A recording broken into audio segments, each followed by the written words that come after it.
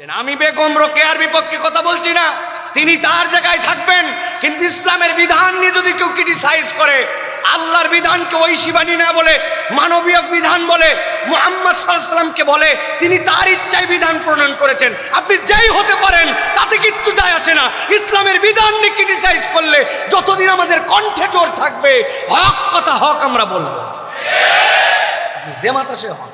আমাদের বেগম রোকেয়া সাখাওয়াত হোসেন, তাকে নিয়ে অনেক কথা না, উনি অনেক কথা বলেছেন, যেগুলো কথার মূল্যায়ন আমাদেরকে শরীয়ভাবেও করতে হবে এবং ইসলামী দৃষ্টিভঙ্গিতেও করতে হবে।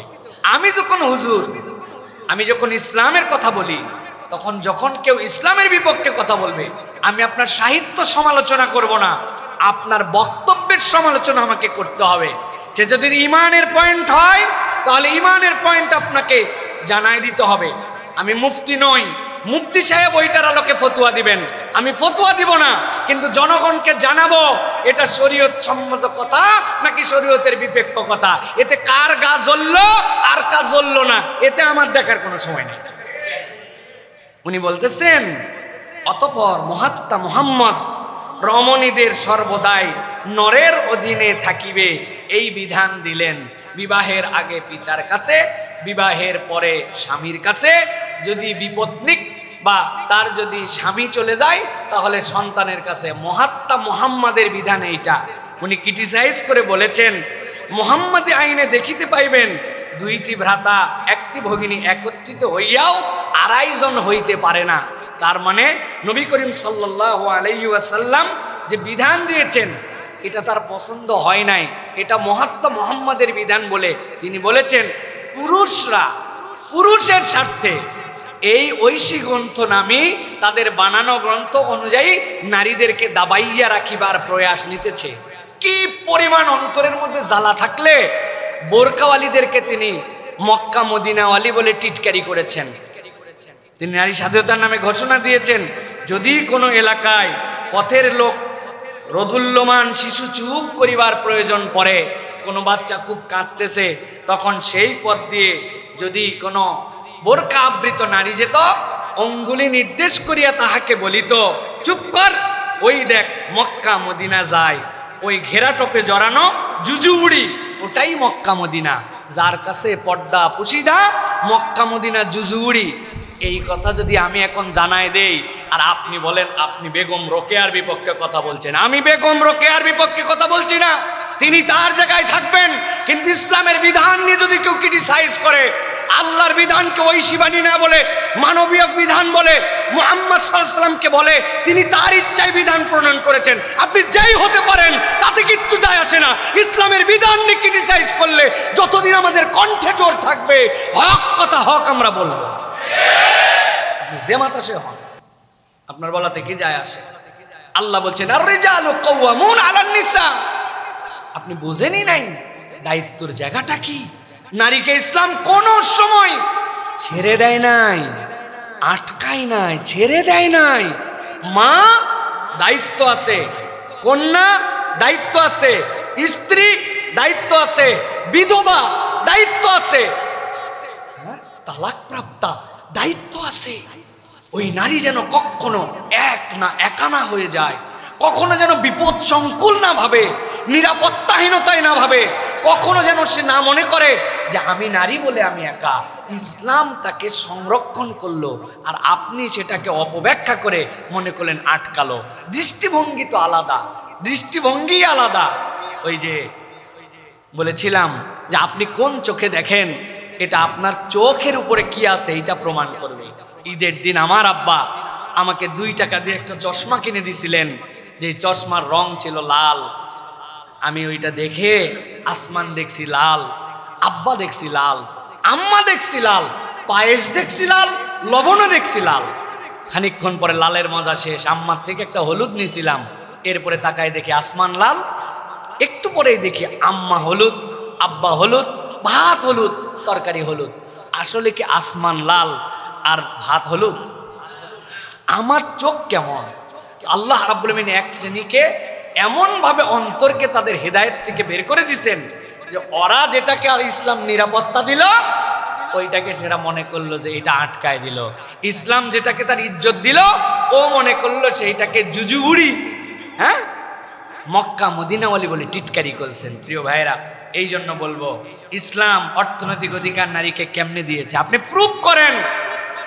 দেনমোহরের বিধান, দান করার স্বাধীনতা, ব্যয়, বিয়ের পরের ব্যয়ভার, বিয়ের আগে পিতার দায়িত্ব।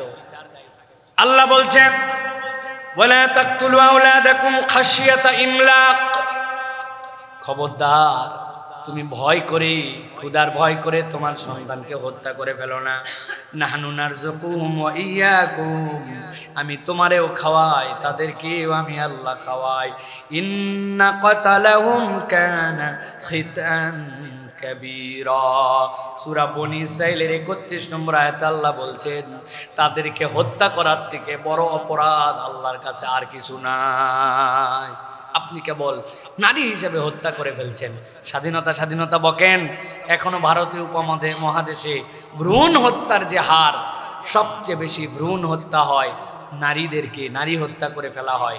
এই জন্য যারা এই যে আল্ট্রাসনো গ্রামের যে সোসাইটি আছে, তারা পেটে বাচ্চা আসার পরে এই জানানোকে নিষিদ্ধ করেছে যে এটা জানানোই যাবে না পেটের মধ্যে কি আছে, এইটা জানলে তারা ভ্রূণ হত্যা করে ফেলে।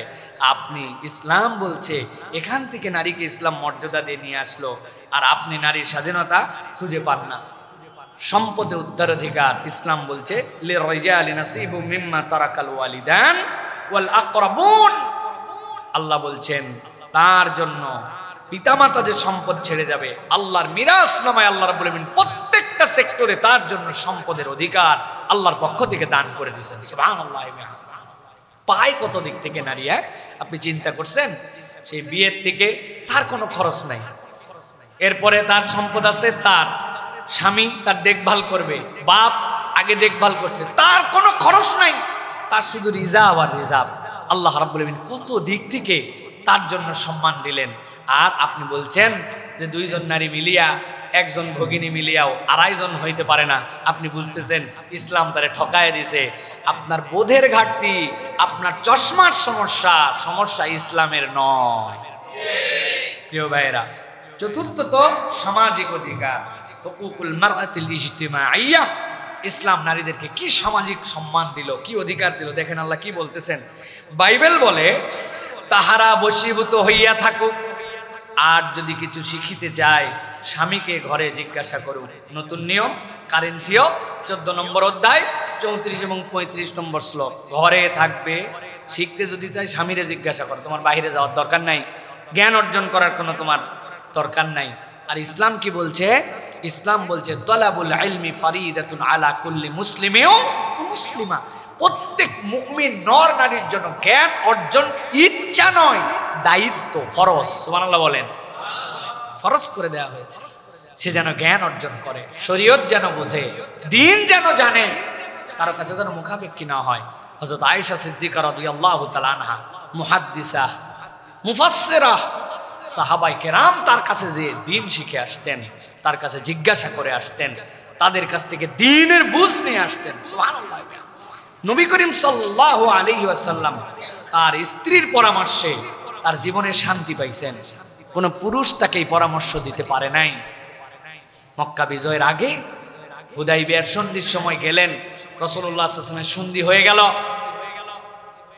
সাহাবায়ে কেরামের যে মন খারাপ, কতক সাহাবী বলতেছেন আমাদের তো মনের মধ্যে এরকম সন্দেহ হয়, আপনি আল্লাহ রসুল, যদি রসুল হন তাহলে ওরা বলল মিন মুহাম্মাদুর রাসূলুল্লাহ, রাসূলুল্লাহ কেটে দেন, মিন মুহাম্মদ ইবনে আব্দুল্লাহ লিখতে হবে। আমি রসুল মানলে তো তোমার সাথে চুক্তি কি? আলী রাদিয়াল্লাহু তাআলা কাটলেন। নবীজি বললেন, তোমাদের যা পশু আছে এবার উমরা করতে হবে না, জবাই করে দাও, ইহরামের কাপড় ছেড়ে দাও। নবীজি বলে ভিতরে গেছেন, চিন্তা করছেন, মাশাআল্লাহ সবাই এখন তো একদম আমার কথা শুনে এখন সুন্দর করে ইহরাম ছেড়ে দিবে এবং তাদের পশুগুলোকে জবাই করে ফেলবে। আইসে দেখেন একজন জবাই দেয় না। নবীজি অবাক হয়ে গেছেন, এর আগে কখনো হয় নাই। যার জন্য ফিদা কাবি ওয়া উম্মি ইয়া রাসূলুল্লাহ, আর তারা নবী বলে গেলেন, জবাই দিল না। স্ত্রীর কাছে নবী গেছেন, নবীজির স্ত্রী বলতেছেন, ইয়া রাসূলুল্লাহ আপনি যে বললেন, আপনি নিজে করছেন, আপনি তো নিজে জবাই করেন নাই, নিজে কাপড় ছাড়েন না, আপনি চেক করতে গেছেন, ওরা কেমনে তাহলে হবে? আপনি আগে করে দেখেন খেলা কি হয়। আল্লাহ নবী সাল্লাল্লাহু আলাইহি সাল্লাম নিজের পশু নিজে জবাই করলেন আর নিজের সাথে সাথে ইহরাম ছেড়ে ফেললেন। দেখা মাত্র ধুম লেগে গেল, তারা সবাই তাদের পশু জবাই করে দিল, সবাই তাদের জন্য আল্লাহ নবীর জন্য উৎসর্গিত হয়ে গেল। একজন মহিষী নারীর ছোট্ট একটু পরামর্শ, খাতামুল আম্বিয়া, সাইয়্যিদুল কাউনাইন, ইমামুল মুরসালিন, আশরাফুন নাস, আশরাফুল খালাইক, আল্লাহর নবী একজন নারীর এই পরামর্শে আল্লাহ তার জন্য মুক্তির রাস্তা বের করে দিয়েছে। এটা ইসলাম শিখাইছে। আর সেই বলে যে মহাত্মা মুহাম্মদ এইটা হচ্ছে বিধান দিয়ে গেছে যে নারী অধিকারে থাকবে, বাপের বিয়ের পরে থাকবে স্বামীর, আর তারপরে থাকবে সন্তানের। এটা তার অধিকারে থাকবে না, তার তত্ত্বাবধানে থাকবে। এটা পুরুষ এত সম্মানিত সে যে তার প্রতি তোমার একটু অবহেলা তোমার জাহান্নামের কারণ হতে পারে। এই নারী কবরে যাওয়া পর্যন্ত এই নিয়ন্ত্রণের উপরে থাকে।